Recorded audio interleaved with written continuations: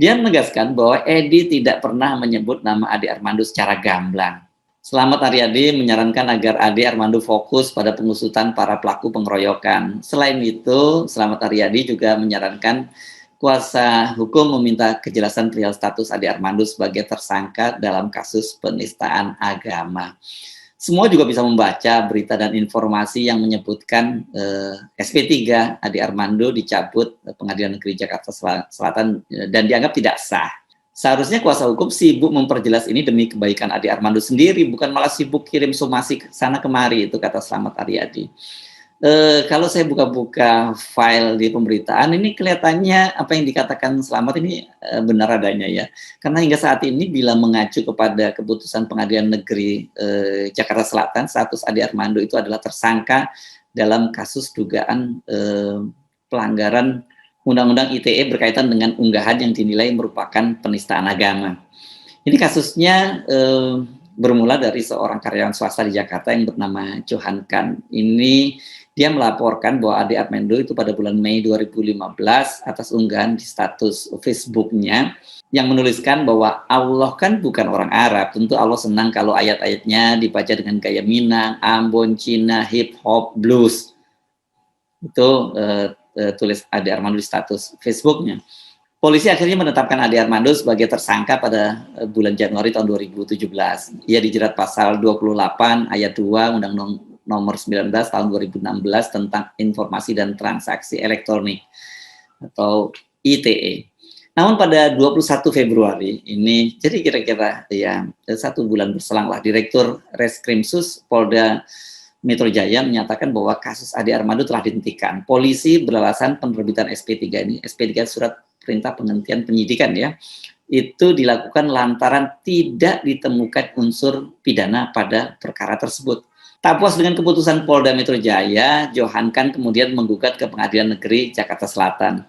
Nah, pada bulan September 2017, Hakim Tunggal Aris Bawono Langgeng memutuskan penerbitan SP3 atas dugaan pelanggaran Undang-Undang Informasi dan Transaksi Elektronik atau Undang-Undang ITE atas Ade Armando itu tidak sah.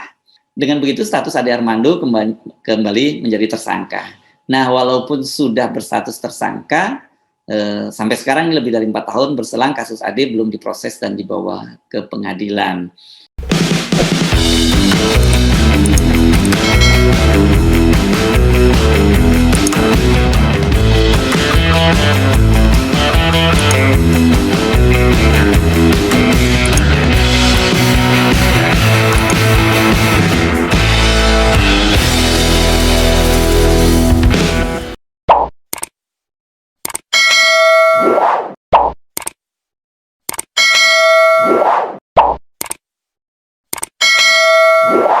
Assalamualaikum warahmatullahi wabarakatuh.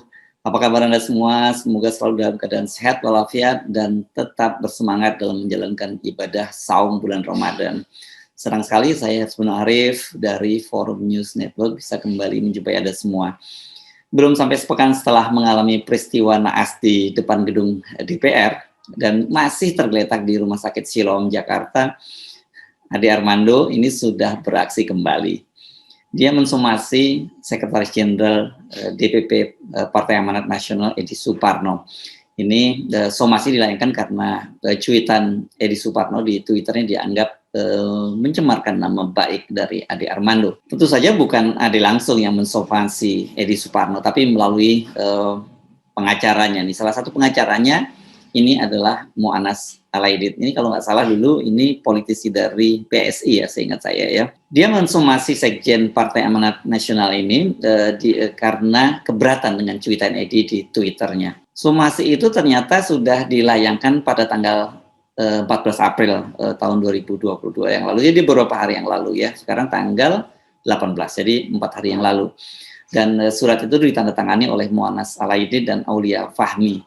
Ini terdapat 4 poin yang disampaikan. Ini pertama, bahwa Ade Armando tidak pernah dinyatakan sebagai dalam kurung berstatus tersangka dari pihak kepolisian terkait laporan dugaan penistaan agama. Laporan tersebut katanya sudah dinyatakan SP3 oleh Polda Metro Jaya.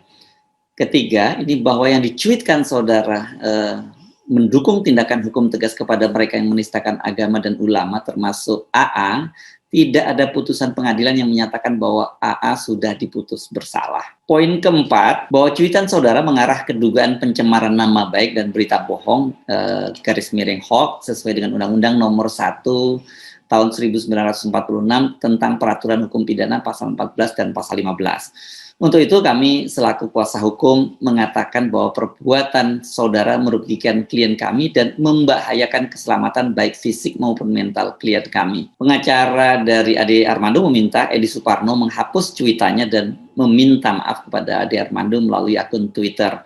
Dan mereka ini memberikan waktu 3 kali 24 jam kepada Edi Suparno untuk menjawab somasi. Bila dalam kurun waktu tersebut tidak ada etikat baik, mereka berencana melayangkan gugatan pidana dan perdata kepada Edi. Ya, ini kalau kita hitung berarti memang sudah lebih dari 3 kali 24 jam dan kabarnya sih mereka hari ini, hari Senin itu akan melaporkan Edi Suparno ke Polda Metro Jaya. Apa sih sesungguhnya cuitan dari Edi Suparno sehingga Ade Armando sampai bertindak cepat ini tanpa perlu menunggu dia lebih sehat dulu, keluar dari rumah sakit dulu, kemudian ditelaah kasusnya. Rupanya dianggap ini cukup serius sekali ya, sehingga mereka bergerak cepat. Jadi bunyinya Twitternya yang diunggah oleh akun @edi_suparno ini pada tanggal 12 April ya. Saya mendukung pengusutan dan tindakan hukum kepada pelaku kekerasan terhadap AA. Tapi saya juga mendukung tindakan hukum yang tegas kepada mereka yang menistakan agama dan ulama, termasuk AA. Itu cuitan dari Edi Suparno. Menanggapi somasi yang disampaikan oleh Ade Armando, DPP Partai Amanat Nasional itu langsung pasang badan. Ini saya kutip dari CNN ya. Ketum dan sekjen adalah simbol dan kehormatan partai. Jika ada tuduhan terhadap mereka berarti berurusan dengan lembaga dan bukan lagi individu. Kami di PAN akan merespon dengan tindakan yang terukur, bermartabat, dan dalam koridor hukum yang berlaku. Itu statement dari Wakil Sekjen Slamet Aryadi. Slamet menilai somasi yang dilayangkan oleh Ade Armando ini, oleh pengacara Ade Armando ini salah alamat. Menurut dia, Ade Armando dan kuasa hukumnya hanya menyimpulkan sendiri cuitan Edi dengan menganggap inisial AA sebagai Ade Armando. Ini memang bahasa hukum ya. Anda mungkin boleh protes ya.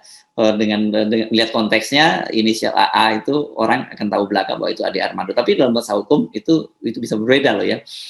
Dia menegaskan bahwa Edi tidak pernah menyebut nama Ade Armando secara gamblang.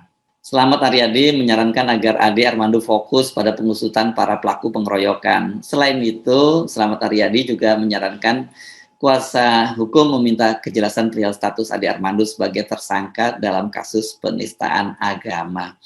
Semua juga bisa membaca berita dan informasi yang menyebutkan SP3 Ade Armando dicabut Pengadilan Negeri Jakarta Selatan dan dianggap tidak sah. Seharusnya kuasa hukum sibuk memperjelas ini demi kebaikan Ade Armando sendiri, bukan malah sibuk kirim somasi ke sana kemari, itu kata Slamet Aryadi. Kalau saya buka-buka file di pemberitaan, ini kelihatannya apa yang dikatakan Slamet ini benar adanya ya. Karena hingga saat ini bila mengacu kepada keputusan Pengadilan Negeri Jakarta Selatan, status Ade Armando itu adalah tersangka dalam kasus dugaan pelanggaran Undang-Undang ITE berkaitan dengan unggahan yang dinilai merupakan penistaan agama. Ini kasusnya bermula dari seorang karyawan swasta di Jakarta yang bernama Johan Kan. Ini dia melaporkan bahwa Ade Armando itu pada bulan Mei 2015 atas unggahan di status Facebook-nya yang menuliskan bahwa Allah kan bukan orang Arab. Tentu Allah senang kalau ayat-ayatnya dibaca dengan gaya Minang, Ambon, Cina, hip hop, blues. Itu tulis Ade Armando di status Facebook-nya. Polisi akhirnya menetapkan Ade Armando sebagai tersangka pada bulan Januari tahun 2017. Ia dijerat pasal 28 ayat 2 Undang-Undang Nomor 19 tahun 2016 tentang Informasi dan Transaksi Elektronik atau ITE. Namun pada 21 Februari ini, jadi kira-kira ya 1 bulan berselang lah, Direktur Reskrimsus Polda Metro Jaya menyatakan bahwa kasus Ade Armando telah dihentikan. Polisi beralasan penerbitan SP3 ini, SP3 surat perintah penghentian penyidikan ya, itu dilakukan lantaran tidak ditemukan unsur pidana pada perkara tersebut. Tak puas dengan keputusan Polda Metro Jaya, Johan kan kemudian menggugat ke Pengadilan Negeri Jakarta Selatan. Nah, pada bulan September 2017, Hakim Tunggal Aris Bawono Langgeng memutuskan penerbitan SP3 atas dugaan pelanggaran Undang-Undang Informasi dan Transaksi Elektronik atau Undang-Undang ITE atas Ade Armando itu tidak sah. Dengan begitu status Ade Armando kembali menjadi tersangka. Nah, walaupun sudah berstatus tersangka, sampai sekarang lebih dari 4 tahun berselang kasus Ade belum diproses dan dibawa ke pengadilan. Ini saya kok belum bertemu ya dengan apakah kemudian ada status baru dari Ade Armando. Kalau saya bongkar-bongkar di media itu apakah kemudian diterbitkan SP3 kembali. Nah, ini saya belum dapat update-nya gitu. Jadi kalau Anda menemukan fakta itu Anda silakan melakukan ralat ya, karena kalau dengan membaca status itu tadi berarti bisa jadi somasi dari pengacara Ade Armando ini nggak tepat ya, Sekjen Edi Suparno. Kenapa? Karena pertama tadi status Ade Armando itu sudah di SP3-nya sudah dibatalkan, berarti dia kembali menjadi tersangka. Dan kedua, memang disebutkan bahwa dia tidak menyebut langsung nama Ade Armando, tetapi menjadi nama AA saja. Selain Sekjen Pan Edi Suparno, peristiwa pengeroyokan Ade Armando ini juga menyeret seorang profesor dari Universitas Gadjah Mada bernama Profesor Karnawijaya. Guru besar ilmu kimia di Fakultas di Fakultas MIPA UGM itu dibully di media sosial, bahkan juga didoxing karena unggahannya di Facebook berkaitan dengan peristiwa pengeroyokan Ade Armando. Yang nemu celananya jangan lupa dikembalikan ya, mau dipakai ngajar, itu kata Karnawijaya dalam unggahannya, itu yang viral di media sosial. Unggahan yang sudah dihapus itu rupanya sempat di capture, di screenshot, dan kemudian disebarkan di dunia maya. Nah, tadi saya sebut selain dibully, Profesor Karnawijaya ini juga menjadi korban doxing. Ini data-data pribadinya dibongkar di media sosial. Karena juga disebutkan sebagai sebagai kelompok radikal, dan yang cukup berat disebutkan bahwa orang tuanya itu terlibat dalam negara Islam Indonesia (NII). Ini berkaitan DI, TI, NII atau Negara Islam Indonesia. Nah, hari Senin ini tadi ini karena kasus itu karena sudah diperiksa oleh Dewan Kehormatan berkaitan dengan pelanggaran kode etik. Namun keputusannya dia tetap diperkenankan mengajar.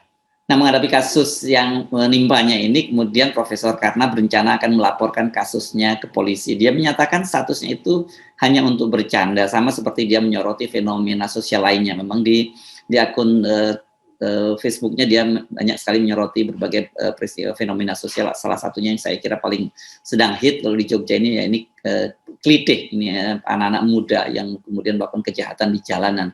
Bagaimanapun kasus Ade ini memang menjadi salah satu peristiwa yang banyak menyita perhatian publik ya dalam setidaknya sepekan terakhir ini.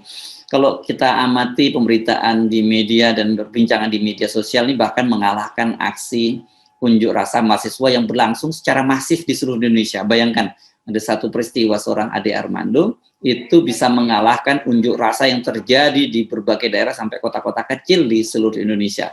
Ini menunjukkan betapa publik sangat menaruh perhatian terhadap peristiwa yang menimpa Ade Armando. Dibicarakan di mana-mana, bahkan kemudian menjadi trending topik berhari-hari. Ada yang membicarakannya secara serius, tapi saya lihat banyak juga yang menjadikannya bahan candaan atau dalam bahasa Pak Profesor tadi sebagai guyonan saja. Kalau semua mau dipersoalkan oleh Ade Armando atau pengacaranya, dipastikan mereka tak akan punya cukup waktu dan cukup tenaga ya untuk melayaninya. Ini banyak sekali seperti air bah. Ini memang fenomena di era digital itu. Nah, apakah sebenarnya tidak lebih baik kalau Ade Armando itu fokus pada penanganan kesehatan yang mengalami luka sangat serius? Sebagaimana dikatakan oleh juru bicara keluarga Nong Darul Mahmada, Ade itu kan sempat muntah darah dan mengalami pendarahan di kepala. Ini kalau benturan di kepala ini memang dampaknya cukup serius. Jadi memang perlu penanganan yang hati-hati juga dan perlu keseriusan dan kesabaran. Dan biasanya kalau orang yang mengalami trauma di kepala yang berat itu memang tidak boleh diajak mikir yang berat-berat gitu, apalagi kemudian berperkara dengan orang lain, apalagi kalau nanti kemudian perkaranya bergulir ke pengadilan, dia harus datangkan menjadi saksi, kan ini saya kira cukup berat lah buat Ade Armando. Dan menurut saya di luar itu yang jauh lebih penting itu sebenarnya bukan kita sekarang kemudian mencari-cari kesalahan, kemudian mengintai kembali kesalahan masing-masing. Saya kira mestinya hal semacam itu kita sudahi ya. Kita harusnya mulai sama-sama menangani persoalan serius yang mengakibatkan terjadinya penganiayaan terhadap Ade Armando, yakni terjadinya pembelahan masyarakat yang kemudian memunculkan sebagai prasangka, antipati, kemudian sikap bermusuhan dan yang tadi itu berwujud pada aksi kekerasan terhadap Ade Armando. Kasus Ade ini saya menyebutnya sebagai salah satu gejala atau simptom dari penyakit masyarakat kita yang lebih serius, yakni pembelahan. Bila tidak sama-sama kita bereskan persoalan utamanya, ini penyakit utamanya, maka peristiwa buruk yang dialami Ade Armando itu bisa kembali berulang, bahkan mungkin dalam skala yang jauh lebih besar. Dan itu tidak hanya terjadi pada para buzzer mendukung pemerintah, tapi bisa juga terjadi pada sebaliknya, pada kelompok oposisi.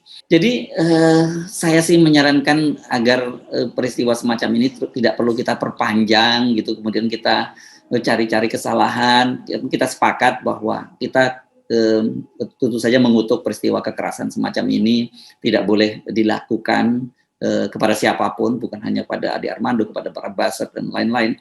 Tapi semua warga Indonesia tidak boleh mengalami peristiwa seperti yang dialami oleh Ade Armando, karena ini menurut saya peristiwa ini juga melawan hak asasi manusia ya, bertentangan dengan masalah-masalah kemanusiaan. Bagaimana seorang figur yang cukup sebenarnya terhormat ya pada Ade Armando, seorang pengajar dengan gelar akademis yang mentereng, S3, doktor gitu, kemudian dipermalukan, ditelanjangi di depan umum, dan auratnya kemudian menyebar kemana-mana, bukan hanya di Indonesia tapi seluruh dunia. Ini menurut saya tidak boleh terjadi lagi. Saya Sunarif dari Forum News Network. Sampai jumpa lagi. Wassalamualaikum warahmatullahi wabarakatuh.